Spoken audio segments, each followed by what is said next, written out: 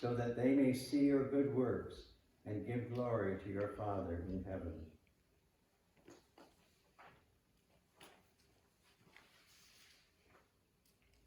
In these days of Easter, there is much that occupies your thoughts, our thoughts and our actions.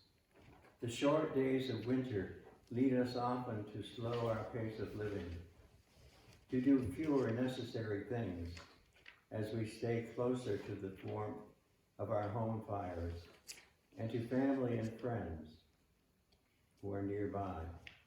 I think of our lives in winter as being suspended in many ways until we begin to react once again to the stronger sunlight of the increasing warmth, or is it the decreasing cold? It results that we gradually reawaken like the flowers and like the trees and the bulbs and the birds who arrive each spring. We all answer nature's call to busy ourselves with new life. At this time of year and in this season, we're guided through our age-old religious beliefs to the sadness and the joy of the events that occurred nearly 2,000 years ago. They occurred in a troubled place, which even today seldom knows peace. So we remind ourselves once again of the life of Jesus in those weeks and days in Jerusalem before the events which marked the first Easter. We know that he was living his life with his followers and his disciples as he was walking toward the place where he knew his life would end and he would experience a new beginning. In many ways, our lives are much like his. Each of us has a different concept of living. Sometimes we may ask ourselves, what is life? Many would answer that question in different ways. Life is mysterious, is inexplicable, is sudden, is precious, is fragile, and it is limited in some ways. Some would compare it to a vegetable garden. We're like the seeds, sown here and there, nurtured, sometimes haphazardly, sometimes in a pattern set to bring a definite result. Our birth is a moment of celebration. The gardeners, who are our parents, care for us diligently to produce the strongest plants possible, and they await the time of maturity when the harvest nears and we grow up. But in many lives, the pattern of growth may not have been smooth. Much is unplanned and may have been interfered with the life of the little plant. Jesus' life was preordained. In these last days, he was doing what he must do, that he could do, to make life better for others. We do not know when the end will come. He performed several healings on his way to Jerusalem. He healed a blind man. He showed kindness to others. He greeted Zacchaeus, who was cursed because he was a tax collector. He welcomed the little children. He prepared his followers, his friends and family, for life without him. He taught them, and he taught us how to live, how to treat one another, how to help the helpless, how to help the downtrodden, the hopeless.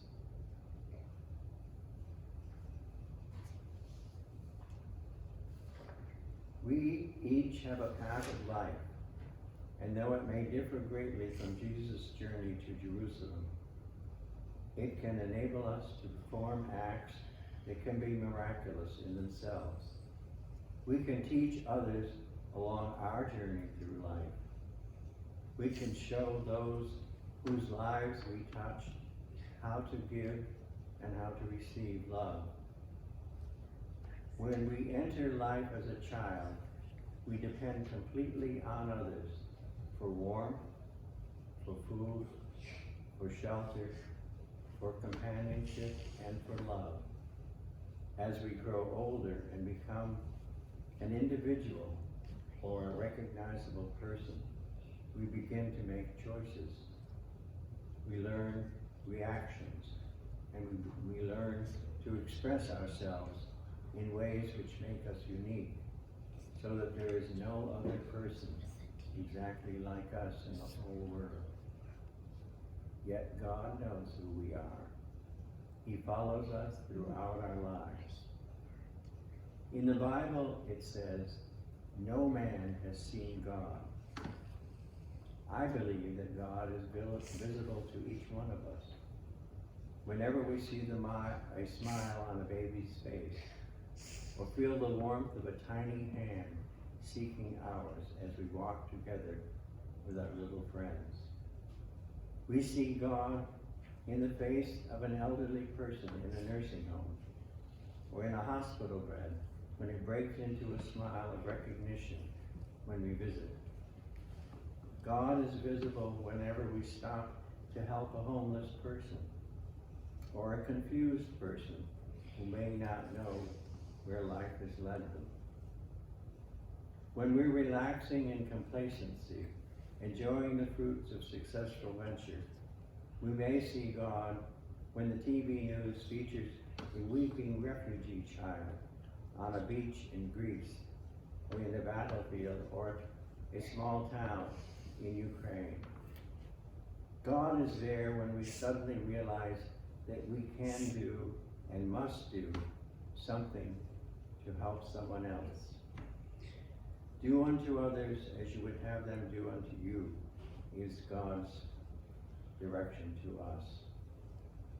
And from the 13th chapter of Corinthians, Paul says, and now faith, hope, and love abide, these three, and the greatest of these is love.